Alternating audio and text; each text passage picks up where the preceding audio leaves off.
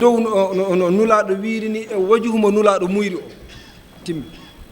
kala ko laati mutasandina so a jokkiri ɗum ni tan jiɓi jaɓa fof walla e naw a jokkii ɗum laawol ta a wiili ƴettude maanaaji gasooji ɗon ɗi maana homo leeɓata ɗon e haqqe Allah tawe wondude tongoɗe mum tati tawe o jawtata usul ko jeya asuluji saria tawe on ɗo ta wiiɗo omo annda e ley arabia tawe on ɗo hono wiyetee du ayni worri ɗi woni jallirɗe am jooni tawe oɗon annda e ɗum jawta asulu fof ko jeya asuluji saria ɗi oɗon annda e ley arabia oɗum faydina tanzih ɗon tata ɓenngel oɗum faydina tanzihu siforogol Allah ko leeɓata e muɗum tawe ɗum waddata taji simo na tachbi haya ni woni laawol ngol jokkuɗen ngol ko mahi ayaji mum kala ko sikki saka woni e mum fof a tawan aqida me ana woɗɗiti ɗum hay so en golliri ni fof en janoyta e gayɗe biyeteɗo tachbihu en janoyta e gayɗe biyeteɗo taji simo nandinde Allah e taggaf no sifra Allah sifaji hono wiyete terɗe en ndenoto aqida so en jokki laawol mazhaba maliku donagol ko ɓuri duuɓi ujunere warde hannde ngoldu en ndenoto e lurri en ndenoto e seltugol hay ɗum ko wajibi min kalano on jakken laawol kaki ndigol ngol oñaaki ngol keŋe mum e hannde mum fof futu e dartade ƴeewen ko waddata e meɗen jam ko waddata e leydi men ndi jam laawi bonɗi bonnoji leydi ɗi andon ɗi jeeyaka laawi alislama ko hayde homo fuu yo faamu yo waajo hoode so aduna o fuu renti waaji ɓi adama so a waajaaki hoore maɗa nafata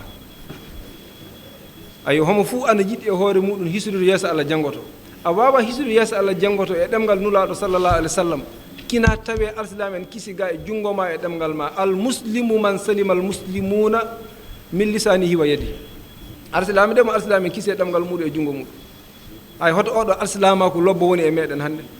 hay o kanɗen wurtinde on kanɗen daranade homo fuu yo waajide hoore muɗum yo ƴettu haalaji ɗiɗo ŋeñugol haala ana tiiɗi yo ƴette haalaji ɗi e dow faamu lobbo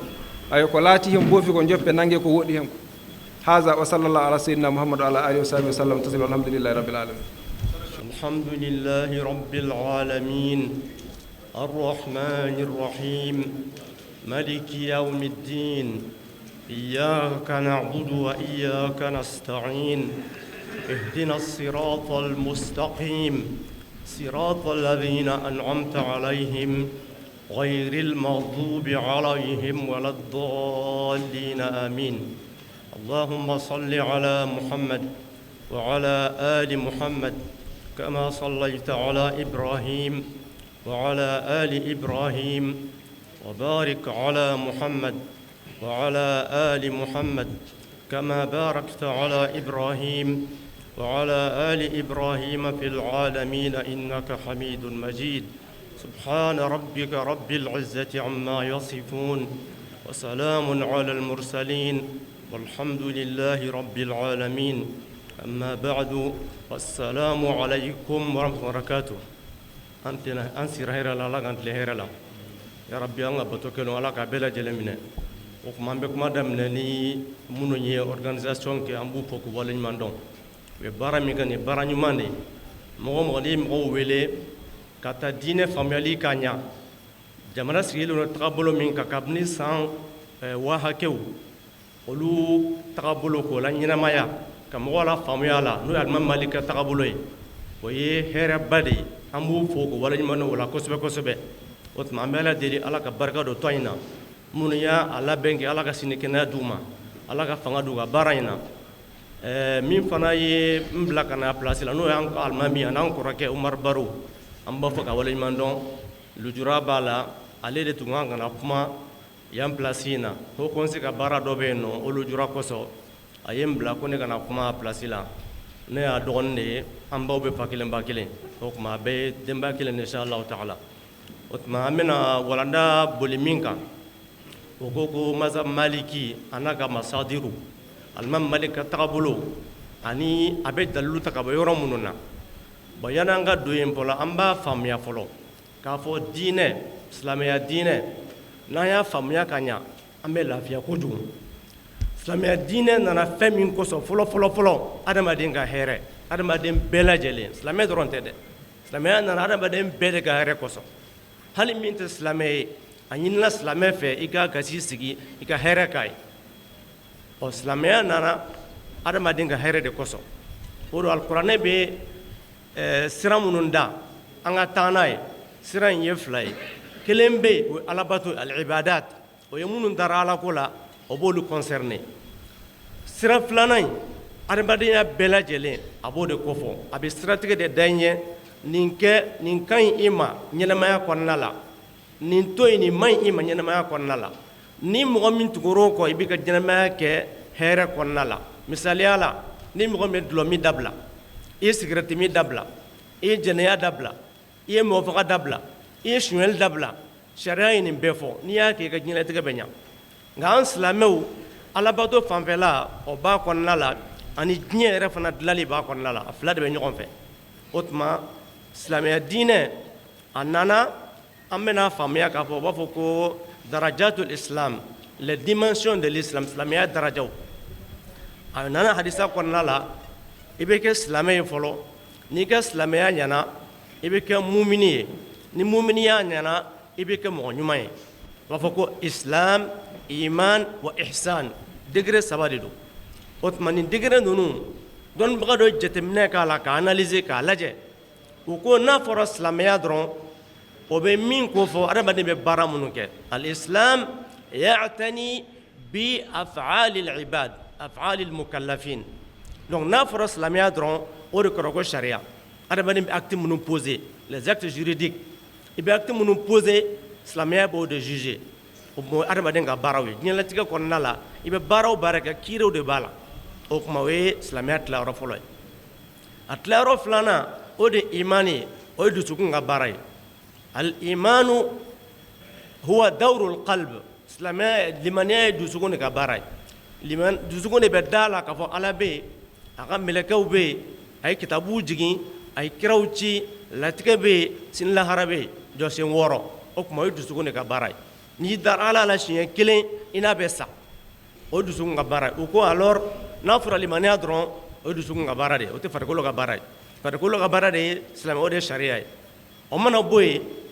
al-ihsan n'o de ye ɲumanya ye n'i ye silamɛya ani limaniya fila mélanger ɲɔgɔn na a bɛ résultat min d'i ma o de ye ihsan ye sabu tuma min na ɲininkara silamɛya la a ye jɔsen 5 fɔ tuma min na ɲininkara limaniya alakira sallallahu alaihi wasallam a ye jɔsen 6 fɔ mais tuma min na ɲininkara akhbirni anil ihsan a ko al-ihsanu an ta'buda allaha ka'annaka tarah fa in lam takun tarahu fa innahu yarak ko ɲumanya kɔrɔ ye de i ka ala bato i n'a fɔ i ɲɛ b'a la yen nɔ a ma arkanu fɔ a ye ibada de kofɔ ibada min don a daraja bɛɛ silamɛya b'a kɔnɔ limaniya b'a kɔnɔ mɔgɔɲumanya fana b'a kɔnɔna la donc n'a ye silamɛya faamuya tan o ko ihsanu yɔrɔ ye akhlaqu de o de ye jogo ye n'a fɔra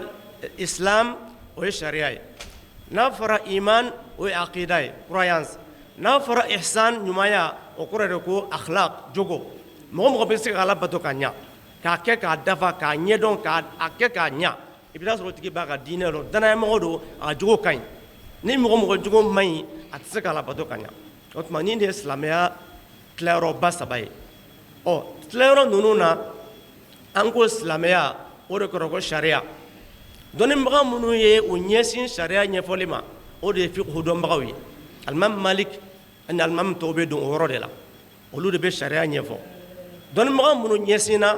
limaniya ɲɛfɔli ma o de ye ulamaw tawhid ulamaw aqida minnu bɛ théologie ɲɛfɔ an balimakɛ bɔra kɔ fɔ sa ko aqida ash'ariya alimamiba dɔ tɛmɛna a tɔgɔ abul hasan al ash'ari ale ka hakilina kɛra min ye ka limaniya ɲɛfɔ k'a bila hakɛ la k'a bila camancɛ la an balimakɛ bɔra kɔ fɔ sa ala ka sara ni hɛrɛ o tuma jogo yɔrɔ sisan an bɛ minnu wele ko sufiw an ka karamɔgɔ minnu bɛ sufiya ɲɛfɔ o de ye éducation spirituelle adamaden lamɔ jogo kan olu fana ka baara kɛr'o ye o tuma ni kalanbulonba 3 o bɛ silamɛya kɔnɔna la minnu ye sariya ɲɛfɔ olu ye fiqhutigiw ye minnu ye akida ɲɛfɔ o ye tawhidtigiw ye minnu ye ɲumanya ɲɛfɔ o ye jogotigiw ye an ka walanda a bɛ kuma bonda fɔlɔ in de kan n'o de ye sariya ɲɛfɔbagaw ye sariya minnu y'a ɲɛfɔ o de bɛ wele ko al-fuqaha les juristes o fuqaha ninnu mun y'u bila ka fiqhu ɲɛfɔ sabu silamɛya diinɛ an b'a dɔn cogo min na ale ye wahayu de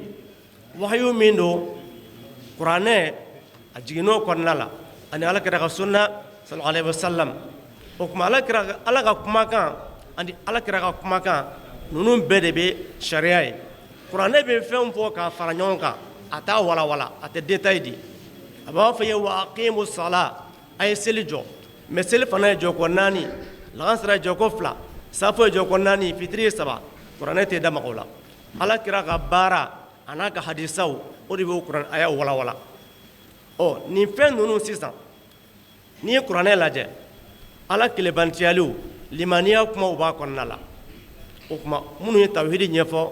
olu bɛ ɲɛsin o ma jogo kuma b'a kɔnɔna la minnu ye jogo ɲɛfɔ olu bɛ ɲɛsin o ma nka kuranɛ fana kɔnɔna la kiiriw b'a kɔnɔ al ahkam ash-shar'iyya les règles juridiques o bɛ kuranɛ kɔnɔna la dɔnnibagaw ko n'i ye kuranɛ ta k'a lajɛ u bɛ fɛn min ko ayatul ahkam aya min bɛ kuma kiiriw kan k'a bɛ taa i n'a fɔ aya 500 ani aya 20 ɲɔgɔn o de kumana kiiriw kan ka fara hadisa taw kan ahadisul ahkam olu fana bɛ kuma kiiriw kan o aya minnu bɛ kuma kiiriw kan ani minnu bɛ kuma hadisa min bɛ kuma kiiriw kan alimabaw minnu kɛra fiqhu dɔnnaw ye olu ka baara bɛnna o de ma ka ɲɛsin o ma k'a ɲɛfɔ mɔgɔw ye k'a walawala mun kosɔn walasa ka diinɛ faamuya nɔgɔya u ye ka taabolo dɔ bila n'i taamana fɛ i b'i ka diinɛ faamuya ka ɲa lafiya kɔnɔna la k'a kɛ hakɛ la k'a sɔrɔ a ma kɛ ni sɛgɛn ye a ma kɛ ni dantɛmɛ ye o de bɛ wele ko mazhabutigiw taabolotigiw mazhabu kɔrɔ tɛ dɔwɛrɛ ye alimami taara sira min fɛ ni aya faamuya cogo la walima hadisa faamuya cogo la o tuma mazhabutigiw tun ka ca dugukolo sanfɛ alimamu tun ka ca ni 10 ni kɔ ye nka minnu ka mazhabu sera ka to yen n'u tɔgɔ bɔra u ka kalandenw de ye baara kɛ o kɔfɛ ka u ka kumakanw k'a dilan k'a walawala ka kitabuw dilan k'a ɲɛfɔ mɔgɔw ye o la olu ka taabolow sera ka to an bɛ diɲɛ yɔrɔ min na bi o b'a fɔ ko mazhabu bɛ dugukolo sanfɛ bi ni silamɛw bɛ kuma kan u b'a fɔ kulliyatu sharia ni taara universitéw la bi la faculté de la charia olu bɛ kuma kan taabolo 8 bɛ yen il y a 8 doctrines dans le monde aujourd'hui taabolo 8 de bɛ yen nɔ minnu al-matbu'a minnu bɛ yen bi ni mɔgɔw bɔ ka tugu o kɔ o taabolo 8 al-manbanani olu ka taabolo b'a kɔnɔna la o fɔlɔfɔlɔ ye imam abu hanifa a filanan ye imam malik a sabanan ye imam ash-shafi'i a naaninan ahmad ibn hanbal olu taabolo 4 o wele ko suramɔgɔw ka taabolo 4 wɛrɛ bɛ yen nɔ ka fara ninnu kan taabolo 5 na b'a ko mazhabu zahiriya zahiriya de b'a ko le littéraire minnu bɛ aya ta dɔrɔn a sanfɛ dɔrɔn ka taa a fɔra kun min kosɔn a kɛra yɔrɔ min na ka kɛ da mun kan olu t'o si lajɛ donc tuma dɔ la u ka kiiriw bɛ taa kɛrɛfɛ o zahiriya minnu filɛ mɔgɔw sɔrɔla minnu tɛmɛna diɲɛ kɔnɔ u ka kitabuw bɛ i n'a fɔ ibn hazm az-zahiri ani ad-dawud az-zahiri olu ka kitabuw de bɛ yen bi nka u ka mazhabu mɔgɔ tɛ dugukolo kan min bɛ tugu a kɔ tajidu arahum fil kutub faqat u ka ra'ayiw bɛ sɔrɔ kitabu kɔnɔnaw la mais k'a fɔ dugukolo sanfɛ mɔgɔ bɛ ka tugu ka taabolo kɔ o tɛ yen bi taabolo 7 tɔ o de bɛ diɲɛ kɔnɔ an ye 4 fɔ o mana bɔ yen 5nan olu ta kitabu a bɛ kitabu kɔnɔnaw la u ka idew bɛ kitabu kɔnɔ ni comparaison kɛra u ka idew bɛ se ka bɔ kɛnɛma a 6nan u b'olu wele ko al-mazhab ash-shi'a az-zaydiyya shi'a minnu bɛ yamani olu ye shi'a ye u ka taabolo bɛ yen a dɔnnen don n'o bɔra yen ash-shi'a al-imamiyya isna ashariya shi'a minnu bɛ Iraq ani Iran ani Liban ninnu a mana bɔ yen u b'a fɔ ko al-mazhab al-ibadi ibadiya o mazhabu jamana dɔ ko Oman a filɛ Saudiya kɔfɛ olu ka doctrine officielle de don ani Tunisie fan fɛ ani Algérie fan fɛ i b'a mɔgɔw ye fana dɔɔni dɔɔni nin taabolo 8 sariya mɔgɔw bolo de bɛ yen bi o ko n'i y'a fɛn o fɛn ala bato n'a sera fɛn o fɛn ye i ka ala bato ka ɲi o tuma an ka taabolo n'o ye Imam Malik ka taabolo ye an fana garisigɛ kɛra o de la Imam Malik ale wolola Madina hijira san 97 93 hijiriya a wolola Madina a y'a ka ɲɛnamaya bɛ kɛ Madina a fatura hijira san 179 179 hijiriya 179 hijir ale y'a ka ɲɛnamaya bɛ kɛ Madina ala kɛra ka dugu la ale ka taabolo o sɔrɔla madina mais mɔgɔ minnu taara madina ka kalan kɛ madina o caman n'a ka tagabolow taara jamana caman na o jamana caman ninnu misira jamana b'o la iraki jamana b'o la yamani jamana b'o la sham b'o la n'o ye libani siri ninnu ni jordani ani palestine ka tagabolo bɛ yen o kɔfɛ tunisi jamana b'o la ani libi ninnu ka na bila fo maroc k'a daminɛ nigéria fo afrique de la biyanfan bɛɛ afrique de l'ouest bɛɛ o bɛɛ ye doctrine malikite de o tuma u b'a fɔ bi diɲɛ kɔnɔ ni ye silamɛw tila kɛmɛ sarada la doctrine malikite olu ta ye 35%. o kɔrɔ u ka ca ni tɔw ye o kɔrɔ u ka ca ni tagabolo tɔw ye o ye hɛrɛba de mun y'o kɛ imam malik ka tagabolo a jɔlen don fɛn minnu kan a jɔlen bɛ kalan de kan ani kodɔn imam malik ale ka tagabolo ye fɛn fila de fara ɲɔgɔn kan a ye hadisa o dɔɔni ka fara kuranɛ kan a y'o sɔrɔ o mana bɔ yen o b'a fɔ ko ilmu diraya n'o de ye la jurisprudence fiqhu a y'o fana ɲɛdɔn donc an y'a ye an ko sisan silamɛya ye wahayu de kuranɛ ni sunna ɔ sunna ninnu hadisaw de don liburu fɔlɔ min bɔra hadisa liburu min ka kɔrɔ n'a bɛɛ ye liburu baw la a ka kɔrɔ ni bukhari a ka kɔrɔ ni muslim ye o de imam malik ka muwattaw ye imam malik kɔnna bukhari ɲɛ o tuma imam malik ale ka tagabolo kitabu fɔlɔ min bɔra imam malik de ta don hadisa ko la hadisa dɔnbaga don sariya dɔnbaga fana don donc a ka tagabolo sirilen don nin fɛn fila de la ka hadisa faamuya ka ɲa ka tila ka kiiri min b'a kɔnɔna la k'olu labɔ ka ɲa ka faamuya ka ɲa donc imam malik ka tagabolo a jɔlen don dɔɔni kan jɔlen don hadisa kan sunna kan o de la u b'a fɔ imam malik tun b'a fɔ a ka kumakanw na ko khayrul umuri ma kana sunnatan ko baaraw la sɔn hɛrɛma min ala kɛra ka sunna ye wa sharrul umuri al muhdathatul mubdi'at pew baaraw fana la juguma o de ye ka ko kuraw n'o ye bida kow ye donc imam malik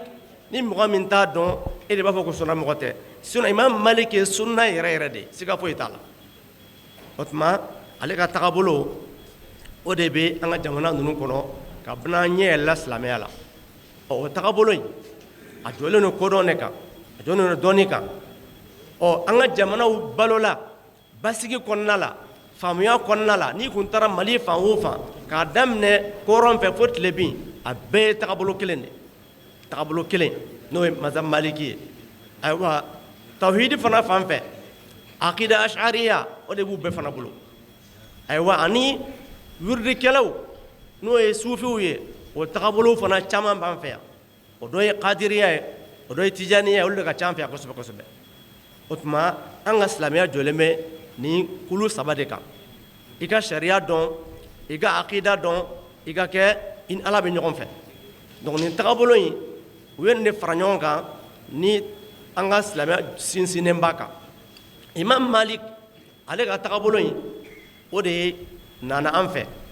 an ye baara kɛ n'o de ye a fana jɔlen don dɔnni de kan dɔnni mɔnen yɛrɛ yɛrɛ yɛrɛ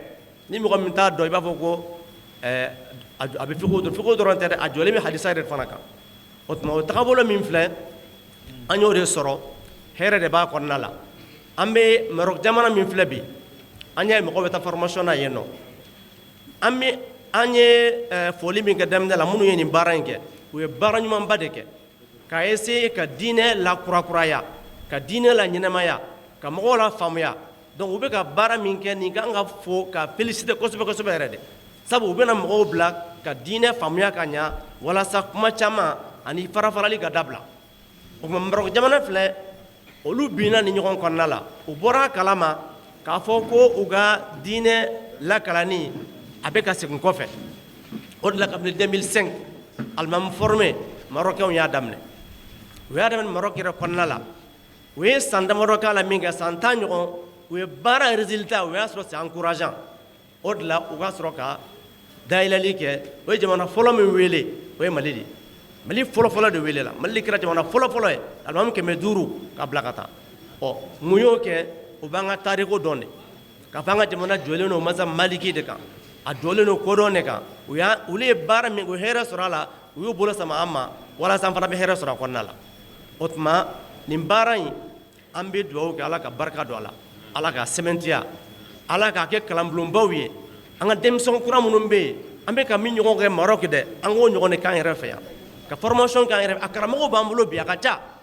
mais a dɔw la peut-être an tɛ ɲɔgɔn yɔrɔ dɔn an b'a fara ɲɔgɔn kan sinon a b'an bolo yan n'an y'u former n'u taara Maroc o kɔfɛ u ni kalan min na min ka ca ni u ni min nana ala ka bɛ sa bɔ o tuma teliya la an k'a faamu n'a fɔra ko mazhabu o ye alimami taara sira min fɛ an y'a faamuyali la ani hadisa faamuyali la imam Malik ka tagabolo o de donc a ka masadiru a b'a ka dalilu ta yɔrɔ min na u b'a fɔ ko masadir al-mazhab maliki a ka ca kosɛbɛ u ni tɔw bɛ jɛ masdar naani na source de base o de ye al-Qur'ana ani alakira ka sunna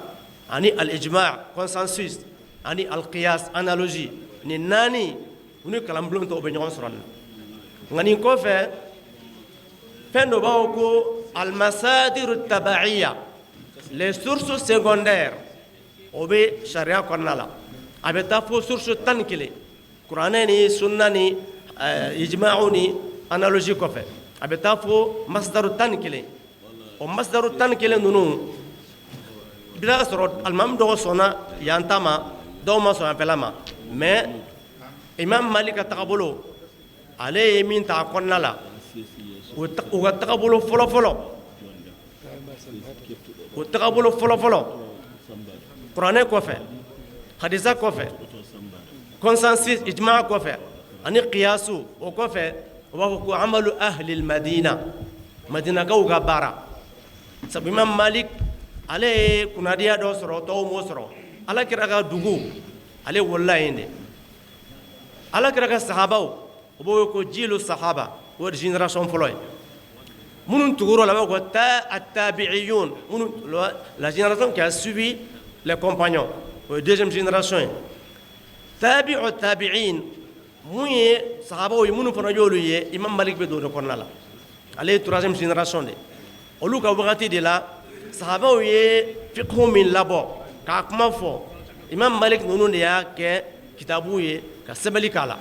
ka mɔgɔw la faamuya la o tuma ale ka tagabolo source fɔlɔfɔlɔ source naani kɔfɛ o de ye madinakaw ka baara o madinakaw ka baara min ye a ko o ye sahabaw minnu sɔrɔ olu fana minnu tugura la olu troisième génération ye génération min sɔrɔ o y'a sɔrɔ o baaraw de kɛla o y'a sɔrɔ a bɛ kɛ madina kɔnɔ cogo min na olu bɛ to k'a ko ten de o dɔw ye an bɛ min fɔ ko mure mudu ani sa'u an bɛ mure min bɔ ni mɔgɔ ma se ka sun i bɛ tɔgɔ ye de ka mure bɔ i n'a fɔ demi kilo ani zakatul fitri sa'u i n'a fɔ kilo 2 ani dɔɔni olu bɛ mesurer cogo min na madinakaw u y'a sɔrɔ madinakaw bolo cogo min na ale ye baara kɛ n'o de parce que ale y'o de ani misiri wele cogo imam Malik ka tagabolo la misiri bɛ wele cogo min na ani tagabolo tɔgɔw différence dɔ bɛ yen mais o si tɛ problème ye sariya kɔnɔna la mais imam Malik min sɔrɔ Madina n'a ye mɔgɔ minnu kɔnɔ a ye minnu sɔrɔ yen ale ko ale bɛ baara kɛ n'o de o y'a ka source de base dɔ ye n'o bɔra yen an bɛ min wele ko coutume al-urf wal-adat o fana imam Malik ka tagabolo dɔ ye dugu kɔnɔna la laada bɛ boli fɛn min kan ni nasuma n'a la kuranɛ ma kuma kan a tɔgɔ ye di hadisa ma kuma kan donc dugu laada ye min ye a bɛ bɛn baara ka kɛ n'o ye a bɛ kow dafa o mana bɔ yen u bɛ fɛn min wele ko qawlu sahabi de ye sahaba dɔ kumana fɛn dɔ kan ala kɛra ka compagnon ka idée dɔ fɔ a la k'a sɔrɔ kuranɛ t'a la hadisa t'a la o idée n'o bɛ yen imam Malik bɛ baara kɛ n'o ye ka i yɛrɛ tɛmɛ n'a ye n'o fana bɔra yen u bɛ fɛn dɔ wele ko saddu zara'i o de ye ka datugu fɛn dɔw ɲɛ fɛn dɔw bɛ yen n'an y'a dayɛlɛ dɔrɔn a bɛ na ni tiɲɛli ye donc o bɛ datugu walasa a kana taa na ni tiɲɛli ye i n'a fɔ sisan misaliya la fɛn dɔw bɛ yen nɔ n'a sɛnɛla mɔgɔw bɛ se k'a dun i n'a fɔ yiriden i n'a fɔ raisin misaliya la mɔgɔ dɔw fana bɛ se k'a ji bɔ k'a kɛ dulɔ ye donc o yɔrɔ n'a ɲɔgɔnna kosɔn raisin t'a tɛmɛ cas wɛrɛw bɛ yen nɔ a bɛ se ka na o la o b'a interdit walasa a kana taa bila kojugu la o n'a ɲɔgɔnnaw a ye misaliya dɔ ye ani a ɲɔgɔn wɛrɛ tuguni baara dɔw bɛ yen nɔ ni mɔgɔw taara la o ko a bɛ se ka mɔgɔw bila kojugu la n'o don an ka datugu o bɛ ko saddu zara'i Imam Malik ka tagabolo a bɛ baara kɛ n'o dɔ ye o mana bɔ yen tagabolo wɛrɛ bɛ yen tuguni Imam Malik a bɛ baara kɛ n'a ye o b'a wele ko mura'atul khilaf o de ye fɔɲɔgɔnkɔ min bɛ doctrine tigiw ni ɲɔgɔn cɛ doctrine wɛrɛ ka idée tuma dɔw la a bɛ baara kɛ n'a ye pour solutionner i bɛ taa sɔrɔ misaliya la sisan Imam Malik ka tagabolo la a tɛ bɛn yan'a ko ka kɛ a b'a fɔ nin tɛ bɛn yan'a ka kɛ mais ni a ko kɛra tuma min na a bɛ sɔrɔ ka kiiri di misaliya la sisan fɛn dɔ bɛ ko nikahu shigaru de ye min denmuso d'i ma min balimamuso d'i ma i fana b'i balimamuso di yan n'i ma n ta di yan n tɛ n ta d'i ma sariya la o furu in tɛ bɛn sariya kɔnɔna la mais tagabolo dɔw la olu bolo ni furu nafolo b'a la a bɛ bɛn i n'a fɔ Abu Hanifa ka tagabolo Imam Malik fɛ ni furu min kɛra o kan ni denw sɔrɔla kɔnɔna la ale bolo furu in tɛ bɛn mais ni furu in n'an y'a freiner k'a lajɛ tuma min na a bɛ résultat min di den minnu bɛ yen sisan olu ka tiɲɛko Imam Malik bɛ a reconnu o wagati la yan'a ka kɛ an tɛ sɔn mais n'a kɛra tuma min na a bɛ résultat minnu di kɛnɛ ma o yɔrɔ kɔsɔn denw ka hakɛ ni fɛn kɔsɔn a bɛ sɔn a ma o tuma Imam Malik ka tagabolo a ka source ka ca wagati n'a surunya kɔsɔn ko an ka wagati min dira ma o banna an tun bɛ fɛ ka kumakan damadɔ fɔ o ye an y'o noté u ka kumaw kɔnɔna la an b'o fɔ u ka hakili to ɲini kan fɛ an b'o fɔ kuma tɔgɔ ye de ka fɛn dafa o de ye qadiyatul manhaj an ka jamanaw kɔnɔna la ka kɔrɔ fɛn dɔ wele ko programme manhaj an mɔna k'o de sɔrɔ a tigi bɛ kuranɛ kalan fɔlɔ n'i tilala kuranɛ kalan na o b'i kalan fiqhu la i n'a fɔ ashmawi i n'a fɔ lakdari i n'a fɔ muqaddima i bɛ yɛlɛ o fɛ fo ka taa se Sheikh Khalil ma n'i tilal'o la o b'i kalan lugha la n'i tilal'o la o bɛ sɔrɔ k'i kalan sisan hadisa kitabu la i bɛ to nin bɛɛ de la i bɛ kalan kɛ fo i fana bɛ taa se o b'a sɔrɔ ni bɛɛ bɔra école kelen kɔnɔ a bɛ faamuya kɛ kelen ye o de bɛ ko al-wihdatu al-fikriya wa saqafiya mɔgɔ jamana i bɛ taa sɔrɔ faamuya kelen de bɛ bɛɛ la différence fitinin bɛ kɛ i bɛ taa sɔrɔ dans l'ensemble an bɛ ɲɔgɔn fɛ o bɛ jamana basigi de o min tun bɛ yen ka kɔrɔ dɛ o de commencera ka tiɲɛ ninnu y'o baara de daminɛ ka fɛn lakurakuraya an bɛ wele kan bila mɔgɔ o mɔgɔ bɛ yen n'i bɛ se k'u dɛmɛ ni miiriya ɲuman ye n'i bɛ se k'u dɛmɛ ni moyen ye n'i bɛ se k'u dɛmɛ ni kalanyɔrɔko ye an k'u dɛmɛ a la sabu jamana dilanli o de miiriya b'a kɔnɔna la o tuma an bɛ dugawu kɛ ala ka barika don o la ala ka sɛbɛntiya an bɛ dugawu kɛ fana tɔn in ala ka tɔn in barika ala ka yiriwa ala ka hɛrɛ k'u ye o tuma wagati min dara k'a banna an bɛ tuguni jama fɛ wassalamu alaikum wa barakatuh sallallahu alayhi wa sallam man aslama fa hasuna islamuhu yukaffiru llahu anhu man aslama fa hasuna islamuhu yukaffiru llahu anhu kulla sayyi'atin amilaha nden annabaji sallallahu alayhi wa sallam en adorto hono aya Allah o tafon ya ayyuhalladhina amanu ehoy onon gondimɓe Allah ɓe ittaqullaha kule Allah wal tanzur nafsum ma qaddamat li ghad wonki fuu yo ƴeewu hoɗum ardinani hoore mum janngo wattaqullaha kule Allah inna allaha wiide lamɗo khabirun yo kumbitiɗo bima ta'maluna ɗum ko ɗon golla nden no hono no moodi baaɓe ƴaɓɓiɓe ɓe mbiiri ni e fulfulde nde e bamrankore nde fuu kulle tati tan woni ko diina alsilamaku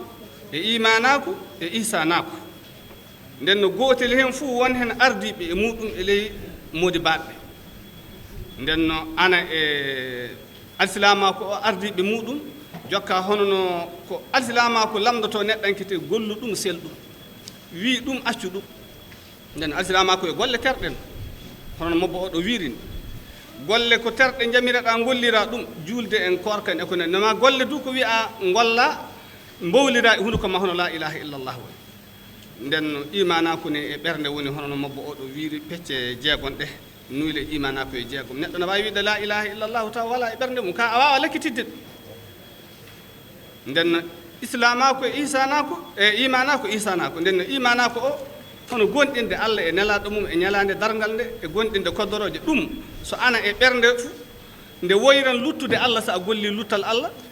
nden no nde huyanan dewal Allah du so tawede a golli dewal Allah ngal a hulan du yoppude dewal Allah ngal nden no ɗum yo sirri hakkunde maɗa e Allah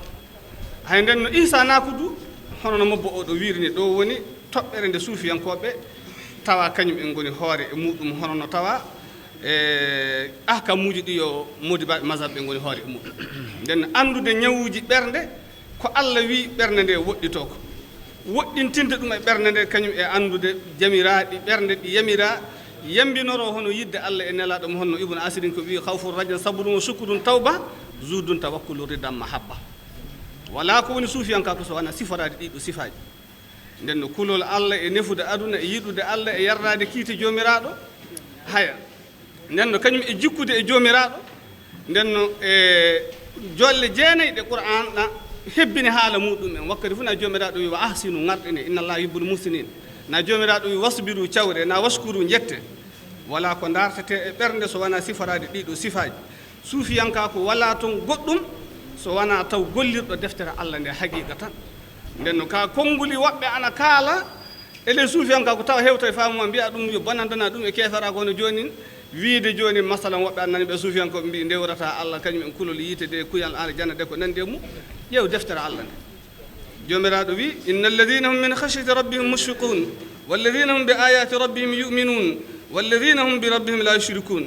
walladina yu'tuna ma ataw wa qulubuhum wajilatun annahum ila rabbihim rajiun ɓen ɓe kañum en yo huuloɓe jomiraɗo nden no ɓe ndentinta jomiraɗo e hunde fof nden no golloɓe ko golli de tawa ɓerɗe muɗum ɗe yo kulɗe walladina yu'tuna ma ataw wa qulubuhum wajilatun annahum ila rabbihim rajiun o wi ay ɓerɗe maɓɓe ɗe yo kulduɗe annahum min annari yakhafun wala ila aljannati yastaqun bal annahum ila rabbihim rajiun kamɓe ɓe wartoɓe jomiraɗo to ɗum woni ko mawni kulol ngol e ɓerɗe ɗe nden no ɗum woni ko kuyam ɓe ndewrata Allah ɗo nden no ɓinguel adama ko hewta e famuma fof wati darata pentinaɗo a mbiya wala e Qur'an ko nandi e mum nden no suufiyanka koye Qur'an hunde fof wala hakkude muɗum so wona ko woni hakkude ɓiraɗam e nebam nden no suufiyanka ko kañum e ko wona suufiyanka ko wala ko woni hakkude islama ko imana ko ihsana ko so wona ko woni hakkude nebam e ɓiraɗam joom nebam wala ɓiraɗam wala ɓiraɗam heɓaka nebam ɗam ha yaltinama ley hen a heɓata ɗum hay nden no e ley andal ngal tan jaltinɗa hen ko ɓuuri jogade hen valeur ko kaɗo litre nebam tawata litre nebam ko a tawan kañum litre ɓiraɗam ko walta hay nden no ka wona hono nebam ɓiraɗam ana certifa ɗum yo nebam ɗum yo ɓiraɗam fa tawe ɗum jeydaka na neɗɗo ne wawi heɓde nebam heɓa ɓiraɗam walla ma andu sa heeɓi ɓiraɗam tan ɗum jaati woni nebam ɗa haalali gonga nden no islam ɗum ɗo yo yaltinirde akhlaquji lobbi e gollude hono ko jomiraɗo wi ko mata beelefi dewal Allah mata kaɗe fi luttal Allah man zaqa arafa o man lam yazuq lam yarif neɗɗanke fof meeɗuɗo fof anda ko haala ko mo meeɗali ko andata nden no ka waɗu hono ka a meeɗali fof wala toon na ko a meeɗali fof kañum ka yo peneno nden no darta hono ko jomiraɗo wi ko yalla aɗa yiya ɗum Allah wi wa bashiril mu'minin seynu gonɗinɓe ɓe jomiraɗo wi hudan wa bushra lil muslimin qur'ana o yo kanda muye noon yo seyo wonande alsilame durso maɗa selli anni ɓernde maɗa wara suno waare ɗum ka suyde Allah watta ɗum sono Allah ka wi hudan wa bushra lil muslimin anni a selli durso ka iwde fusinnaji ma warde gendiraɓe ma warde hoddiɓe maɗa warde bandiraɓe maɗa ani lahtani ɓernde ma nde barme wala ko watta ɗum so wona rafi famude ko qur'ana wi ko sabi so wona ɗum qur'ana kako wi ko a bada immata ko qur'ana yo seyo noon wonande gonɗinɓe Allah hay nden hono watta de paama ɗum a faman tageefo ngo jooɗorɗe muɗum hono no gooto e moƴƴuɓe Allah wi maratibu taqwa li khamsin qusimat kufrun haramun shubatun qad ulimat mubahul lahzu ghayrillahi fala takun an zikri bisahi awwaluna nden no islamuna al awwalu summa tawba zudun na summa tawba nden no islamuna al awwalu summa tawba haya nden no kanko mobbo gooto moƴƴuɗo Allah o fecci pecce qur'an ɗe na pecce alislama ko ɗe o wi kulol Allah e pecce joyi o wi maratibu taqwa li khamsin usimat kufrun haramun shubatun qad ulimat mubahul lahzu ghayrillahi fala tukun an zikri billahi nden no pecce alislama ko ɗe honno pecce kulol Allah ni en narri Allah ka wi innama yataqabbalu llahu min almuttaqin Allah ka ɓe o jaɓanta de hulɓe Allah ɓe o jaɓanta nden no mo hen fof algador kulol mo Allah ngol jaɓente nden no wi darjaji kulol Allah ɗi yoɗi joyi arane ngel kani o wi islama nden so ne wi la ilaha illallah fona iyabila mais waati be ibake hadama dem werete se ka tan soro ka ko jugudo mo kono nana tank fe ñumam bi fo waati bela wa ambi ala fo o yorola ka ala barkada kam balmo bela jelen fo ambi anga karamo ba chaman be no munum bina kuma u be sigilen be no na ala sona be bina kuma fana ka wasake pour que anga se ka nafa soro ka wili ka jo ka barake parce que hadama den nambe fulaw yere ko hadama den ka ceya aka ke ceye fo aka danaya soro na danaya be en no fe dron ibike ceye no e holare bi adama ciusal mun yo holare mun sa holiki yimbe ana ciagalma wallobe man gondema na yarribe hunde fu ko hebma na gondema fu sikke fu wala Allah to cius den no holare woni ciusal den no tinno denna kolnen ko emen ciusen daro den fa o do torra yalta e leydi men eden nyaago Allah subhanahu wa ta'ala to do yo Allah huncan leydi men di torra gondo e mun hande o yo Allah huncu dum yo Allah hokku en lawol ngol jaltirten jalten o do torra tawe tiid Allah goddo fu wada hen nyaagi ki dum Allah den fa hande modi ba men be jokkito bangal darsu o jama o yaafo inshallah bismillah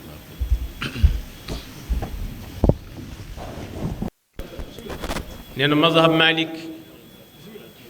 ko saabi so be cuubi mo ana wodi ala haaliji sababu yeji ana wodi ko saabi so yimbe be cuubi mazhab malik arande hen fuf hono gendito imam maliki jodinoto gendi wetendi al madina al munawwara ndedo ngallure subade sanne nde kanko annabiyu sallallahu alaihi wasallam o duhanike madina o duhanike yimbe madina kanyi e alhaalihi mudum fuf honno warde e bangal hadisa abu hurayra o wi annabi sallallahu alaihi wasallam duhanike madina o wi allahumma barik lana fi simarina wa barik lana fi madinatina wa barik lana fi sa'ina wa muddina nina kanko annabi sallallahu alaihi wasallam o duhanike madina kanyi e nyamri mudum fu o duhanike doni ngendi boldi ndi tan honnon o wi allahumma inna ibrahima abduka wa khaliluka wa nabiyyuka wa inni abduka wa nabiyyuka wa innahu da'aka wa inni ad'uka al madina bimisli ma da'aka bihi li makka wa mislahu kanko sayyidina ibrahima o duhanike makka nena muhammad sallallahu alaihi wasallam kanko do wi o duhanike medina kala ko nabiyullah ibrahima nyaagani makka fu kanko dum o nyaagani ke dum madina dum ana jeya e hono ko jidden fa kaaleno hono gendi makko ndi jaati ndi kanko alma malik ndi o jodino e mudum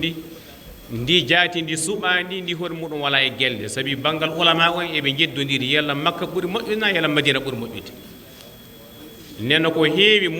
bi madina buri moƴƴude ko saabide kammari kanko annabi sallallahu alaihi wasallam ton qaburu makko woni wiyama nokku ne fu do bi adama leli fu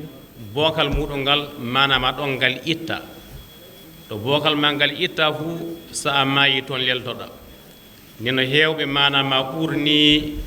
makka madina e do makka honno garten fa kalden honnon kanko anas bu malik o wi madina malaikan ko be anan godi e madina anan roma gendidi o yi hiya darul hijra wa sunna ton woni ngendi ndi annabi sallallahu alaihi wasallam feri faadi e mu nenno kayri woni ngendi sunna wa biha khiyarun nas ba'da annabi sallallahu alaihi wasallam hono burbe moƴƴude yimbe be caggal annabijo witti to madina to be gon dun ana jaa e bangal bure madina honnon wa hijratin nabiyyi alayhi salatu wassalam o wi ton won to annabi sallallahu alaihi wasallam ton sakitori ton firdi honnon wa ashabu sahaba be fuudu ton gonno caggal makko kanko annabajo o nenno waqtara Allahu ba'da wafatihi faja'ala biha qabrahu ayo kanko annabi sallallahu alaihi wasallam Allah subani ke mo madina honnon ton o sakitori e gurram makko ton o mayi wa biha rawda min riyadil janna wa mimbaru rasulillahi sallllahu alayhi wa sallam wa laysa zalika fil biladi gayriha nenno ɗiɗo hono ko kalɗen ɗo joni ko qabru annabijo o wi toon woni o wi toon ɗum weedu aljanna ana woodi toon beeli aljanna ana woodi toon nenno gendi fe wotiri siforaki e aduna o hono ngal ɓural ngal madina joguingal manama ɗum ka fu gendi to kanko annabijo sallllahu alayhi wa sallam to o wonno to ay ɗum saabi gorko am wiye jafar bou mouhammad kanko o landi imamu maliki o wi ko saabi so jooɗi madina so yoppi gelle goɗɗe kasen ɗe o wi wa kayfa la akhtaru wa ma bil madinati dariqun illa salaka alayha rasulullahi sallllahu alayhi wa sallam wa jibril alayhi salatu wassalam yanzilu alayhi min indi rabbil alamin fi aqalli min saa aya kanko imam malik nde o landano ko saabi o jooɗi madina so yoppi makka e yoppi nokkuje goɗɗe kasen ɗe o wi ko saabi o suɓata ko madina o wi madina annabijo ana yiilo e ley laawi madina ɗi kala ɗo o yehi fu manama jibril aɗa jippo e makko ana waddanamo kiite qur'ana ana waddanamo ayaji qur'ana nenno ko ñakata ɓurata hono mita e capantatina e ko nandi e muɗum fo atama jibril jibbike e makko e laawi madina ɗi fu manama ko saabi o yoppa ndiɗo gendi o yaha o nango e gendi gondi kasi aya hon noon kanko mouhammad bun maslama kanko ɗum o haali o wi sami'tu malikan yaqulu dakhaltu ala almahdi fa qala awsini kanko imam maliki manamo o naati e kananke bitteɗo mahdi o yeytu muɗum mahdi wi o waajoɗo fa qultu usika bi taqwallahi wahda wala adfi ala ahli baladi rasulillahi sallllahu alayhi wa sallam wa jirani o wi ko mbajoto mami am mahdi o de kula allah arande ɗiɗoɓel muɗum ɗo kayba takal lemme en annabi sallllahu alayhi wa sallam to kanko annabiɗo wonnoɗo sahabaɓe sa a wawi moƴƴa e maɓɓe honnon wo jirami takal lemme en makko ɓe fa innahu balagana anna rasulallahi sallllahu alayhi wa sallam qala almadinatu muhajiri wa minha mabaasi o wi ko saabide hono kanko annabi sallllahu alayhi wa sallam o haali o wi madina ton o firde ton o sakkitori honnon wa minha mabaasi ton o immintinde wa biha qabri o wi toon qabru makko woni wa aluha jirani ayo honnon kamɓe madina koɓe kanko ɓe gon takal lemmi e makko wa haqiqun ala ummati hifzi fi jirani o wi nenno ana haani yimɓe ɓe korsinamo kanko annabijo o korsina honnon sahaba e makko ɓe faman hafizahum bihi kuntu lahu shahidan wa shafi'an yawma alqiyama o wi kala neɗɗo fu manama teddinɗo madinankoɓe kanko annabijo alayhi salatu wassalamu o laato paaba muɗum ñande dargal nen ɗo woni banggal hono gendi madina ni ko saabi so yimɓe men ɓe cuɓi mazhab maliki o arande hen fuu gendi madina ndi e hoore muɗum hono mayri no mbiɗen wala e gelle sona makka hono yoga e ulama o en ɓurni madina ɗo makka ay hon noon banggal fadlu ilmi ahlil madina ko kalten joni ko sa yiɗi fa paama ɗum ko ɓurni fuu a ƴewan deftere an wiye tartibul madarik ligadi iyad kanko o waddi ɗum sifa e ko kalten joni ko o waddi toon fa heewi ay honno o banggal wa tarjihuhu ala ilmi gayri hono banggal andal ko heɓa madina no ngal jogori sembe no ngal ɓurdi hono ande goɗɗe kasen ɗe sembe o wi zeydou bun saabi kanko o haali o wi ida ra'ayta ahla al madina ala cheyin fa'lama annahu sunna o wi so yi a yihi madinankoɓe eɓe golla hunde fof anda ɗum woni diina ka manama ɗum woni sunna o so gelle ɗe joni ka ɓe gaɗi yimɓe iraq gaɗiri ni yimɓe cham gaɗiri ni banggal misre e gaɗiri ni ƴeewa yalla madinankoɓe yalla hoɗum ɓe goni e dow muɗum o wi koɓe goni e muɗum ko fa'alama annahu a sunna o wi qala ibnu umar law anna annasa ida waqa'at fitna raddu al amra fihi ila al madina fa ida ijtama'u ala cheyin ayo faalu nenno o wi so tawi yimɓe mbuukiki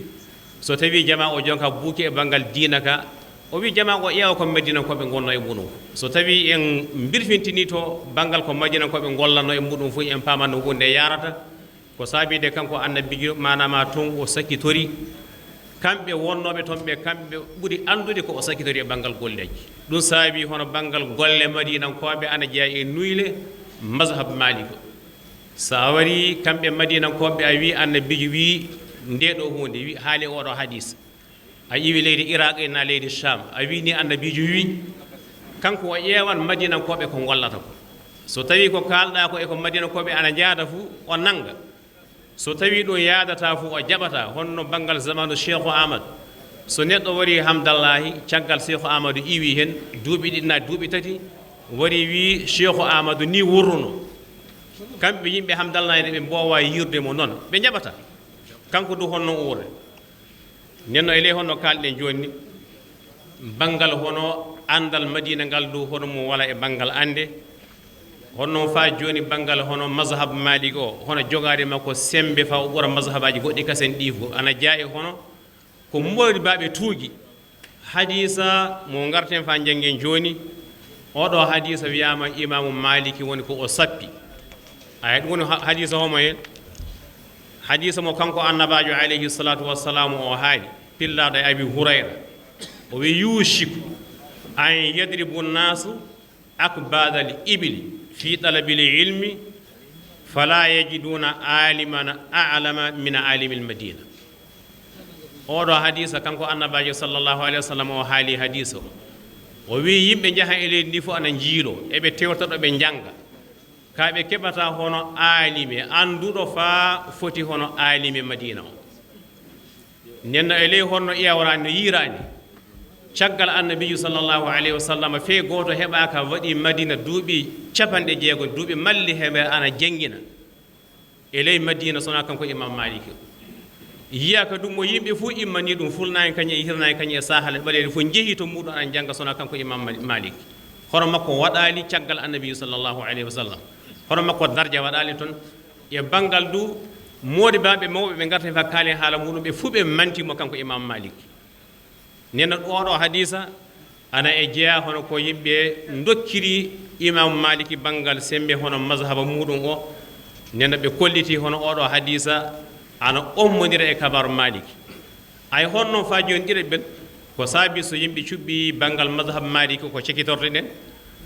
hono banggal modi baɓe mawɓe andaɓe hawruɓe makko zamanu ɓe fof mani momo ay honno ngarte fa kalɗen ɗoño ibnu hurmus o yo mobbo makko noon ono wiirimo de o wi hono imam maliki annahu alimu nnasi kanko woni anduɗo yimɓe kanko woni hono wiyete al alime yimɓe sufyana bun uyayya kanko ɗo o haali kabar imam maliki o manti ɗum lamma balagahu wafatuhu nde imam maliki mayno nde nde kanko sufyana nde o nanno o maayi nde o wi ma taraka alal ardi mislahu o wi imam maliki yoppali e dow adna o hono muɗum e dow leydi ndi o wi caggal imam maliki maayi hannde o wi nde o maayata nde hono muɗum wala aya honno o wi wa qala maliku imamun wa maliku alimu ahlil hijas aya honnon woɓɓe kasi no mantira mo imamu shafii kañum ka no wiiri o wi malikum ustasi almami maliki o wi kañum woni mobbo makko wa anhu akhadna al ilma o wi andal ko ɓe jangi ko e almami maliki ɓe jangi wa ma ahadun amanna alayya min malik o wi fe goto neminali mo faabaki mo fa foti imamu maliki o wi waja'altu malikan hujjatan bayni wa bayna allahi ta'ala o wi o waɗi almami maliki hujja hakkude makko kanko allahu subhanahu wa ta'ala so o landama fof o wiya o nardi maliki ay baso nenno o wi o waɗi on hujja hakkude makko e allahu subhanahu wa ta'ala goɗɗo am wiya baqiyatu bunil walid kanko ɗo wi ma baqiya ala wajhi l ardi a'lama bi sunnatin madiya wala baqiya minka ya malik kanko o wi fe goto heddaki e leydi ndi ko fotimo kanko imamu maliki o manama jogade andal e basola nenno en cekkitorto oɗo ayo ko asadu bunul frata haal oɗo kanko o haali o wi in aratta llah waddar al akhira fa alayka bi maliki bun anas o wi so wi a muuyi fa adna ma moƴƴa lahara ma moƴƴa fof tinnoɗa jokka hono ko imamu malik nenno sakiraɓe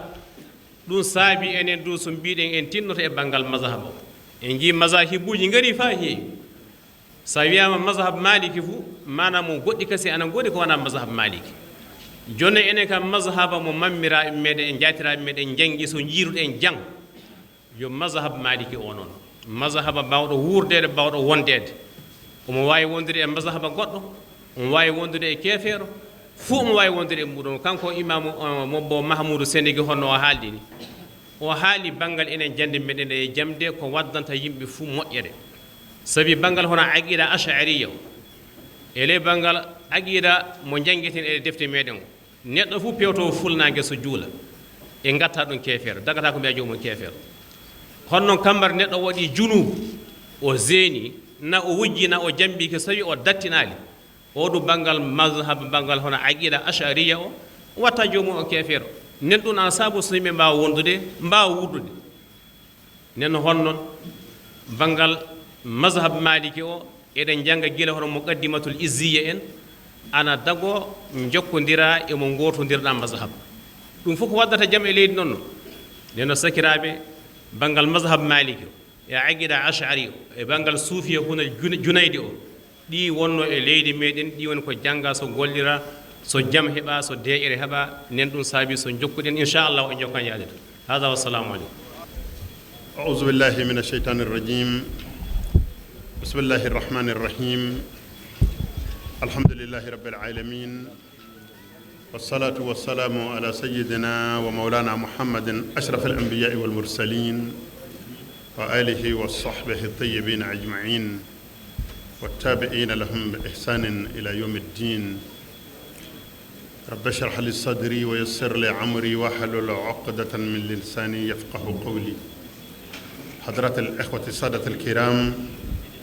السلام عليكم ورحمة الله تعالى وبركاته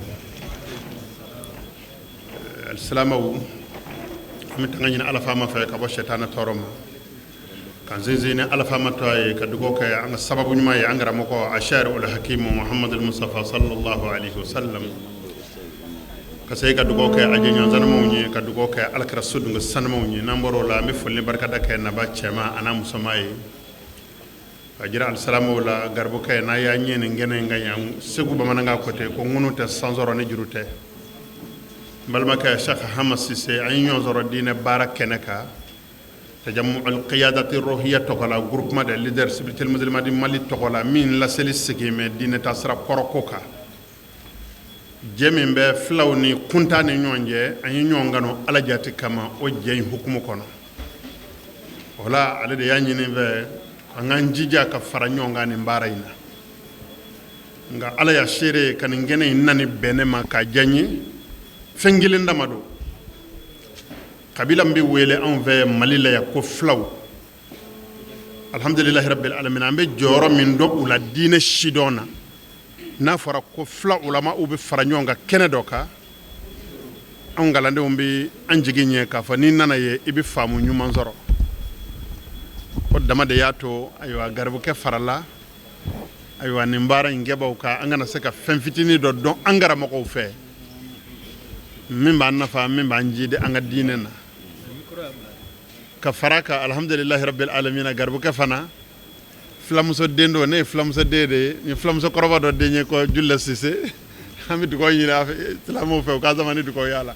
amba jigene mamba fa ka fiqhul maliki shido ibn fasara ka faraka anga nyemo ko yafu anye koni sikin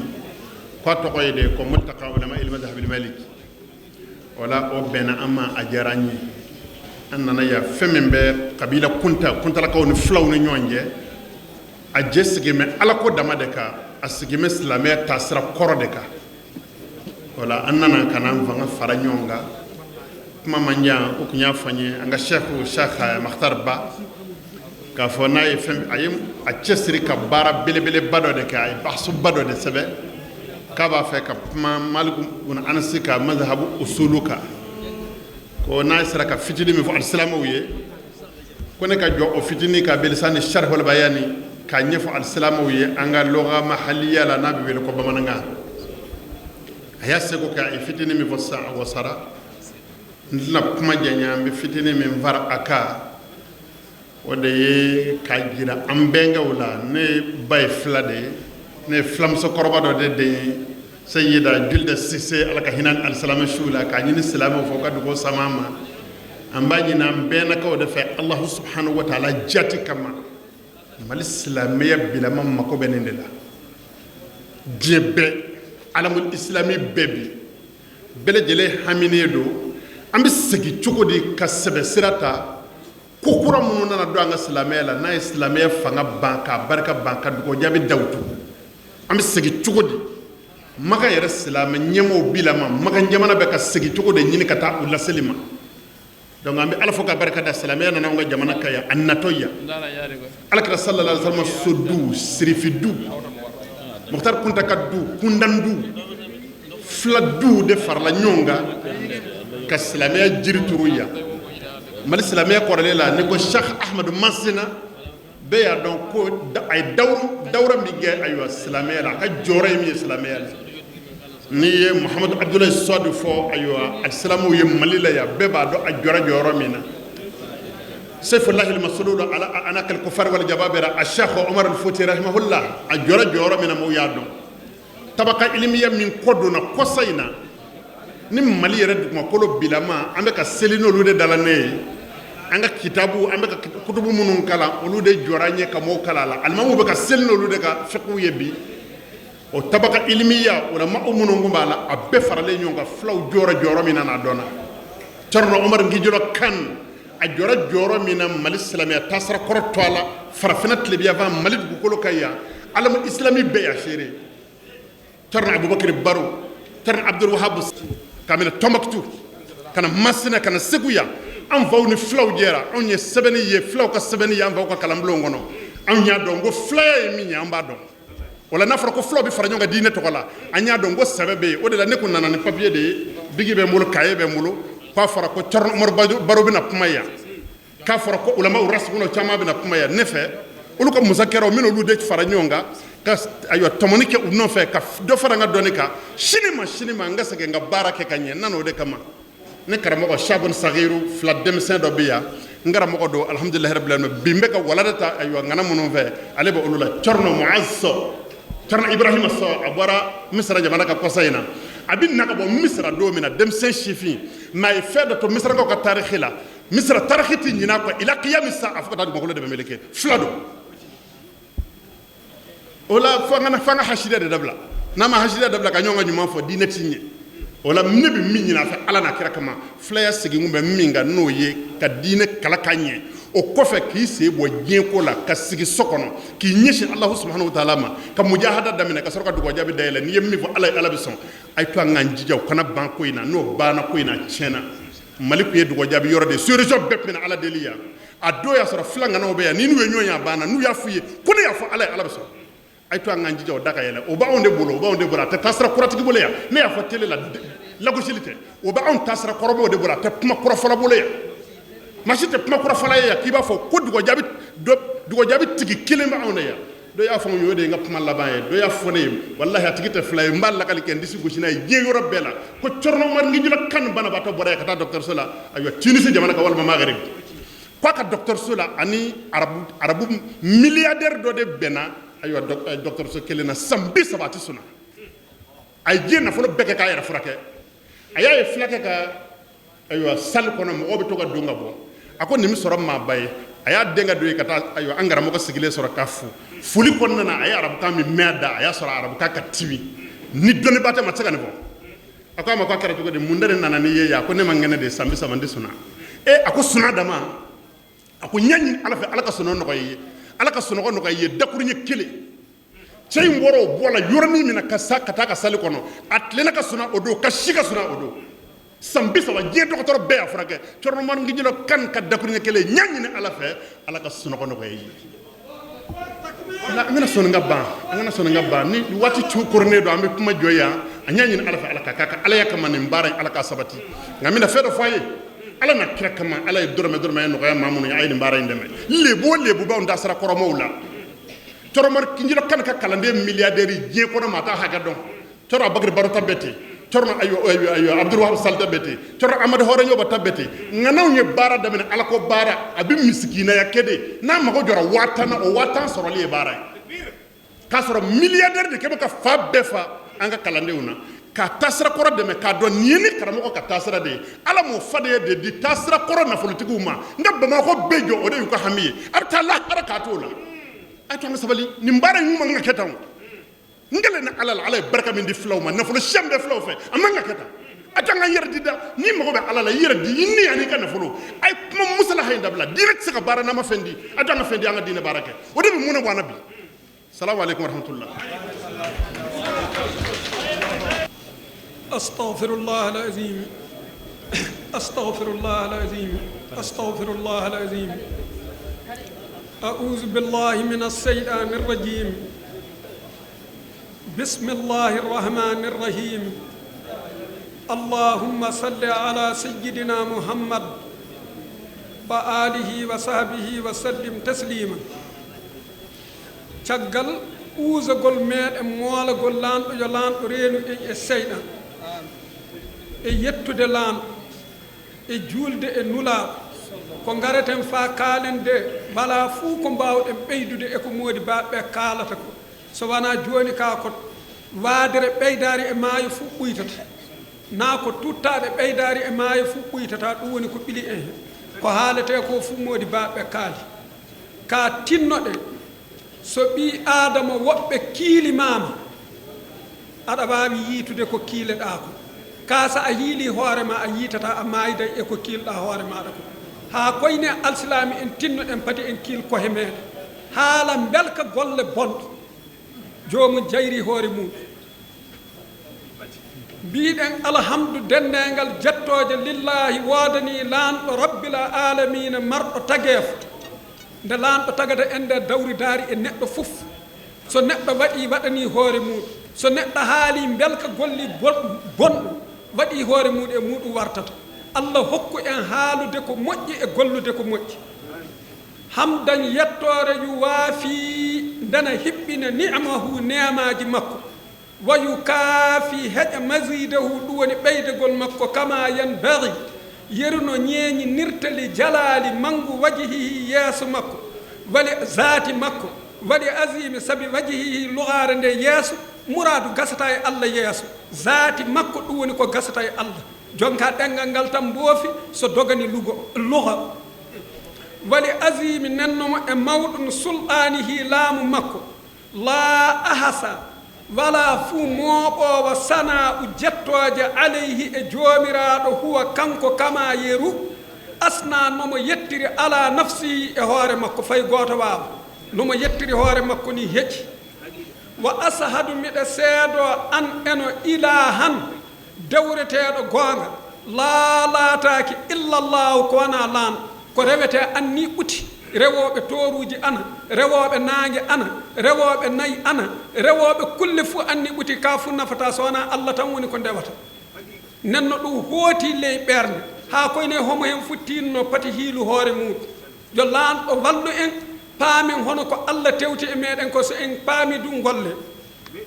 wahdahu kanko tan la sarika lahu dento walanamo lahul mulku laamu ana woodani allah a kananke homo hen homo kananke miilata laamade ko firawna laami ɓettima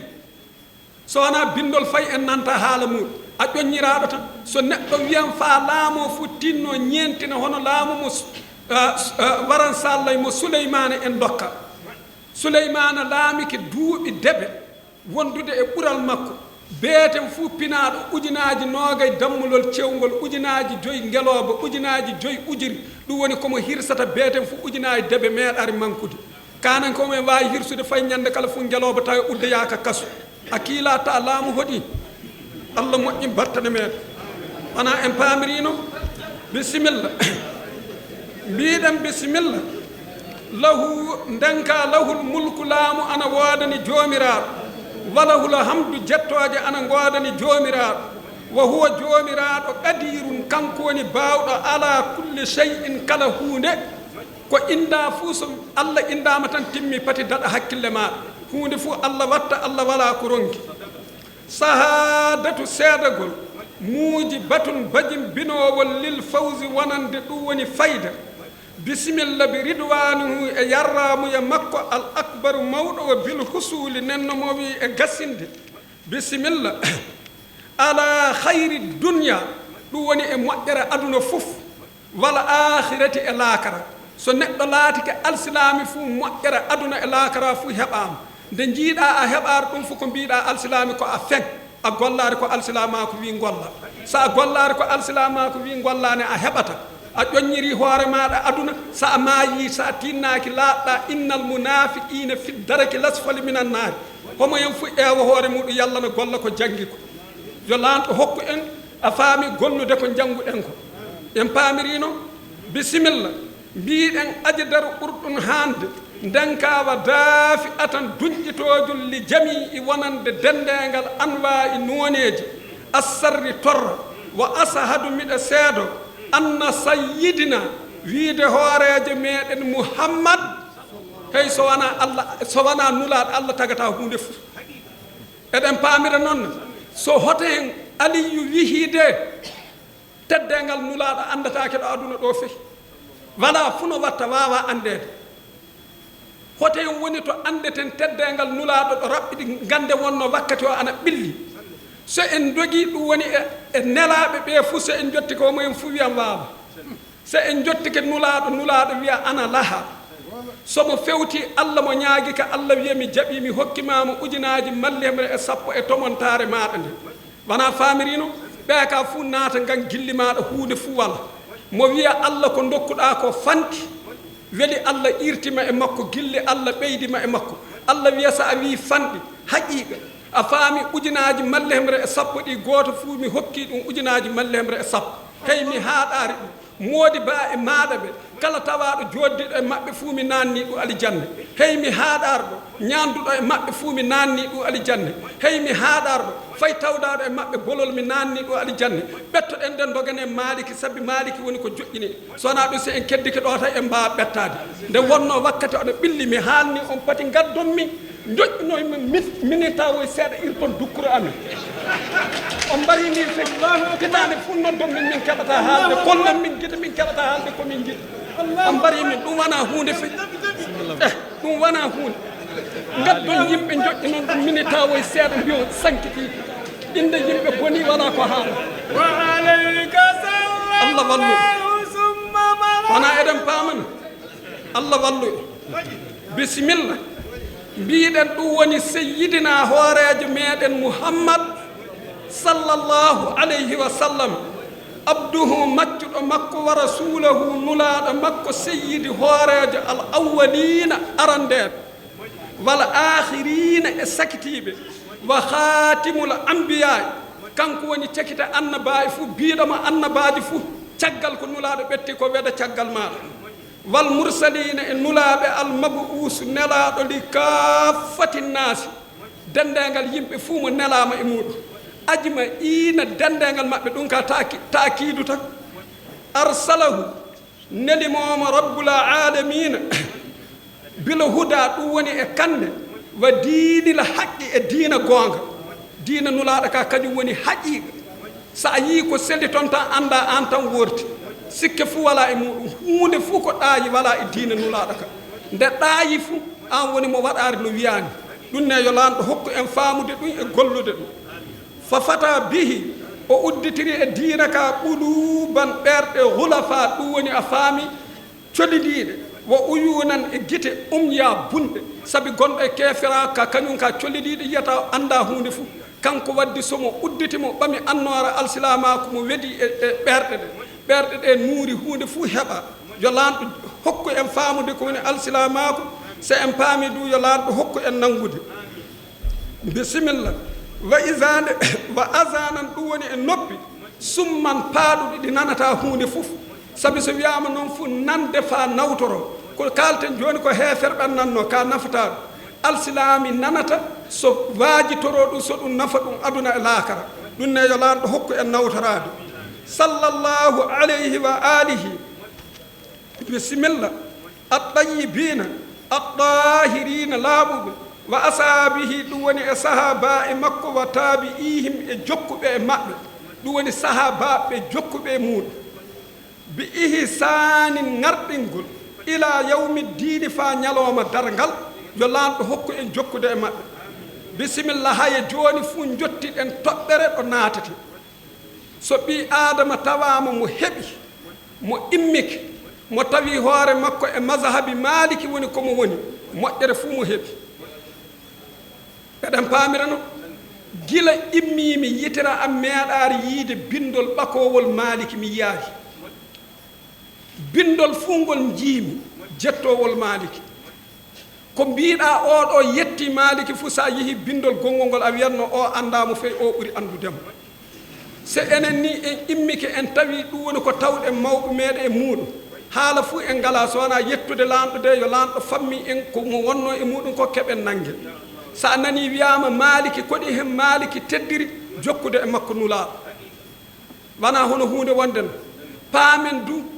kamɓe wooduɓe fof ɓe fuu kalɗo fuu wiyan gila fini yaari neɗɗo fuu ñeentinowo sunna ko foti Maliki so wona zamanu makko daɓɓe mo ana ngoodi andal ɓolanga ka fay gooto fiidetake e makko rewde sunna wona en paamirino Maliki nde finata hijira ɗum woni duuɓi hemre e 13 nanno Maliki gila mo immi faamo nooti joomi ko Maliki meeɗaari ɓamude paɗe ɓorno ley Madina Maliki meeɗaari waɗɗade daaba a faami e ley Madina koɗo hen mo waɗi teddinde nulaaɗo so o fotodirino e nulaaɗo hono laatto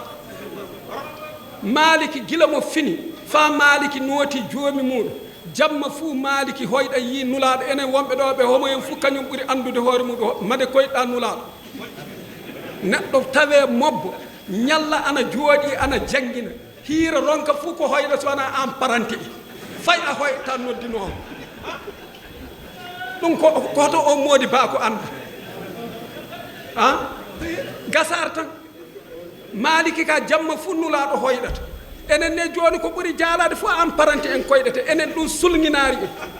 cawren ñaw gonɗe e meɗe o so wona homo hen fuu lamaka jande nde walda e golle Allah dandu e sarri muɗum wona eɗen paamana bisimilla mbiɗen danka al imamu Malik wa imamu daril hijrati kanko woni almami a faami darul hijra nokku to nulaaɗo feri Abu Abdullahi ni wonnomo sowirte Malik ibn Anas bun Malik ibn Abi Amir ibn danka am rubn al Haris al ashabi nisbatan ila zil asbahi to wontomo dambititte min himƴeri al madaniyi nisbatun ila al madinati daru iqamatihi to woni galle jonde makko wulida Maliki jibinama fil madinati ɗum woni e Madina annabawiyatu ɗo wonɗo Maliki jibina wahtulifa lurrama fi tarihi ɗum woni e tarihi wiladatihi jibinede makko ihtilafa lurral kasiran kewgal a faami hono Maliki yalla mande hen mo fini lurral ana hen fuu enen kam moƴƴere woni ko laatonto e wal ihtilafatu ndanka bisimillata duuru ana wango ma bayna hakkunde sinni he ndanka a faami sinno ɗum woni duuɓi makko won wiiɓe capanɗe jeenayi won wiiɓe capanɗe jeenayi e jeɗɗi ɗum woni komo fini hijira nula ɗo woni lurral ngal wa qad haqiqa rajaha jiitini alqaadi iyad o woni jon sifa qaadi iyad wona en paamirino fa anden hono ko nulaaɗo ko timmata ana ley sifa qaadi iyadi won durowo dammuli muuɗum a faami suundu wari fa faɗɗa dammuli ɗi mo sa yi suundu ana faɗɗa dammuli ma wona a ribba suudu ndu mo sakkiɗo e dammulol makko ngol suudu ndu haalde e makko hunko papara pa no nanir toon haala an jonni wi hoto cakkoɗɗa kan e ko Allah dannani kan arsu ko o dari o laatima ceɗɗo gorko suudu kadi haalde ma fa jucca o wi e ɗum woni kayefi suudu du ana haala kase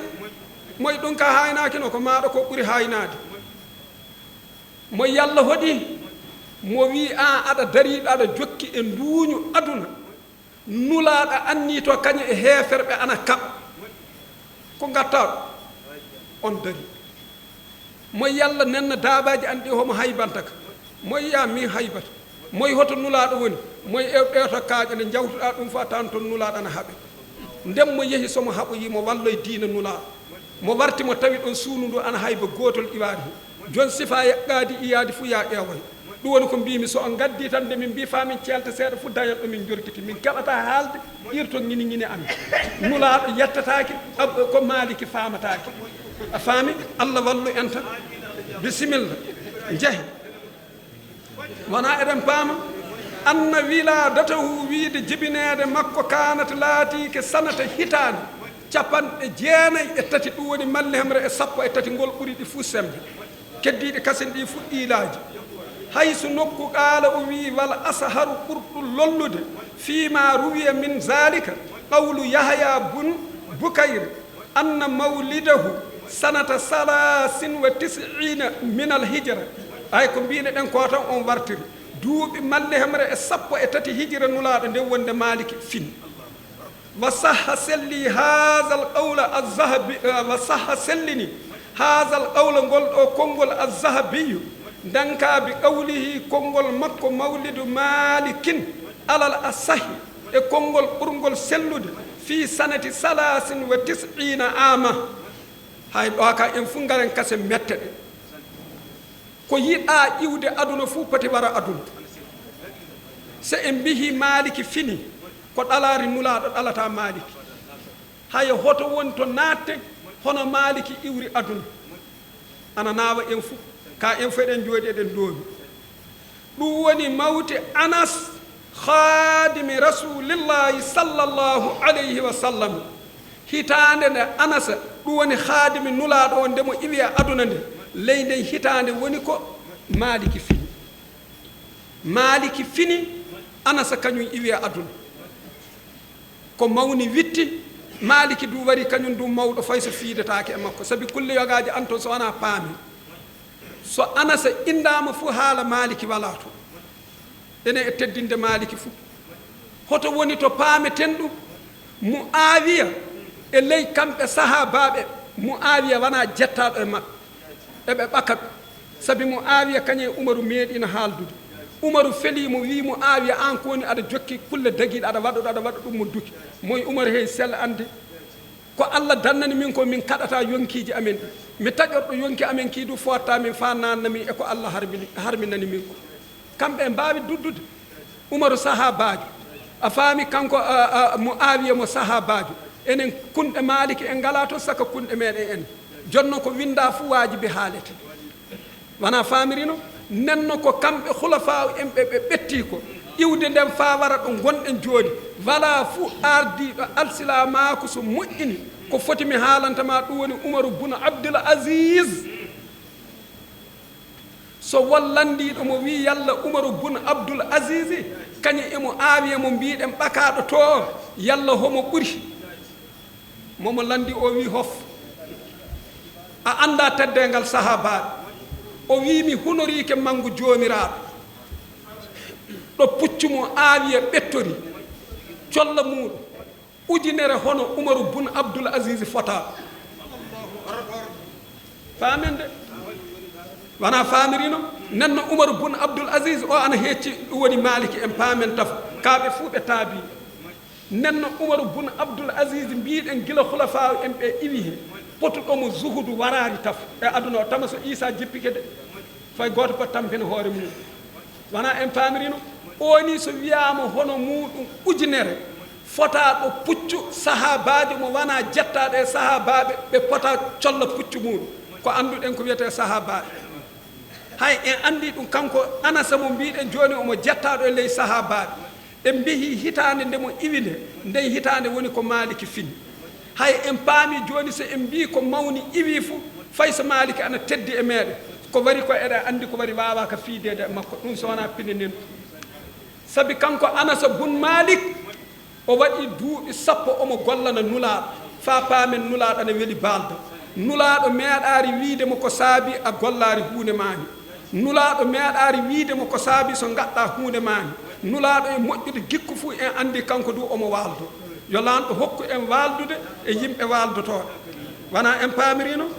mbiɗen haadimu kanko woni golloowo rasulillahi nulaaɗo laanɗo sallllahu alayhi wa sallam haya jooni hoɓe ngoni moodi baaɓe maliki janngi e 900 neɗɗo maliki rewɓe 25 ngoni moodi baaɓe muɗum hay enen ne eɗen ni jogii rewɓe huunde fof ɓe ittiraka so wona jimi e ewde télé ko téléphone ji ngari jonko ka haala ngottitu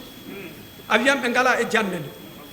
wona en paamirino ɗum sokottu meɗen enen Allah dandu en sarri muɗum ɗum woni moodi baaɓe Malik talaqa al imamu Malik al ilma adadun kasir min as-suyukh mo nangi e moodi baaɓe hewɓe wal ulama qala Zarqaniyu akhadha an 900 cheikh mo jangi ɗum woni e moodi baaɓe temede jeenayo fa aksaru ɓurɗum heewde wama afta hatta sahida lahu 70 imaman almami Maliki meeɗaari seedade ɗum woni o siwtade lande masala de siwto so wara moodi baaɓe ɗum woni malli hemre e sappo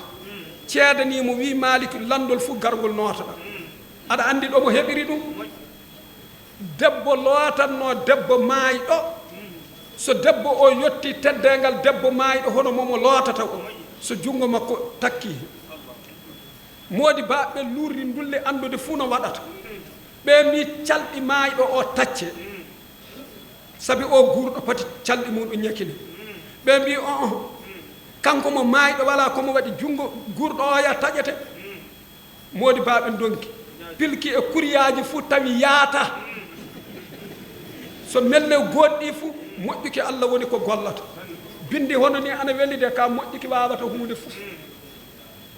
nde ɓe donki nde nden wonde ɓe jotti Malik fa omo moosa on gari ɗo hunde nde heɓete mo wi joni ko dardanmi on de landemo hakkude makko e Allah nde mo yetti teddangal on de yalla koɗi hen mo miili ɓe ngari ɓe landimo ɓe mbi Maliki wi yalla ko miilɗa ɗon moymi miilani momo ko boni fou sabi miili tan tangarankoɓe hewɓe ɓettoriki ɗoka moye piyemo haddi ɓe piimo hemre bambara e ngol hiɓɓa junngo makko an takkito so tawanoma enen du joni sariya woodi gaɗɗo hunde fou sariya dogan e muɗum lamaka mo walda e golle o ngottanno ka anden so ɗum wala fuu anden laakara ana doomi ko neɗɗo watta fuu ardina hakkude muɗum e Allah yo lanɗo hokku en ko golleten fuu ardinde hakkude meɗe e Allah ko neɗɗo heɓi fof so wona hakkude muɗum e Allah heɓi woni mursi ko heddi kasen ko fu nduñu ɓol sa jannguɗa fota bal am aya joni kam mi darato ɗo ɗum woni koye mbi mi heɓari illude Malik kafir ka andon tan so ana fecca dañan ɗo ɗum haalaka e yoɓe mbi minita ɗikki joni ka ta lanɗo wallude ay ɗum woni ko peccane ko bonnuɗen hen fuu yo lanɗo yaafo ko moƴƴinɗe hen fuu yo lanɗo warde yo lanɗo tabintin gilli meɗe e yidde nulaɗo e yidde ko jokki en nulaɗo yo lanɗo hokku en maydude e alsilama rabbana atina fi dunya hasanatan wa fil akhirati hasanatan wa qina azaban nar al fatiha dow inde diina a wari a nootike ko ɗum woni ko mbawɗa haalande alsilamina amma kala e dow kala ɗum gonɗo ɗe leydi ndi bon min noddama ɗo hannde mi wari Mody Baɓe noddi en mi wari mi yii Mody Baɓe min jaati muyama latade mobbo hannde par ce que no jiirum ɓe ni weeli kam nden no so yama diina fou ni won diina kaala ko Allah wi kaala ko annabijo wi tawi a tooñay neɗɗo a saamay do neɗɗo nen Mody Baɓe jimi ɗo hannde ɓe woni Mody Baɓe ɓe cuuɗaki ɓe naata e ladde so ɓe gadda e saabu torra ɓe naata e ladde so ɓe porsa yimɓe sona gadda jakka ɓe naata e ladde so ɓe gadda leydi maɓɓe torra eɓe ni ɗo hannde eɓe looti eɓe laaɓi eɓe kaala ko Allah wi eɓe kaala ko annabijo wi mbeɗa mbiɗa ɗum woni Mody Bako ɗum e goho ɗiɗo ɓerde muɗum vraiment mbeɗe dardi kamɓe Mody Baɓe ɓe anda kamɓe goni nuyle aduna o ñande moƴƴuɓe lanɗoɓe iwe leydi ndi fof Allah taggal leydi muɗum minen ka ila min pini mbiɗa andi Mody Baɓe kamɓe goni nuyle aduna o nenno ɓe tinno ɓe koɓe gondi joni ko ɗum hunde lobbere ɓe tinno ɓe andina yimɓe ko Allah wi ɓe tinno ɓe andina yimɓe ko annabijo wi nenno aduna ko gonɗa fof sa wona alsalami a mursi e Allah tagui en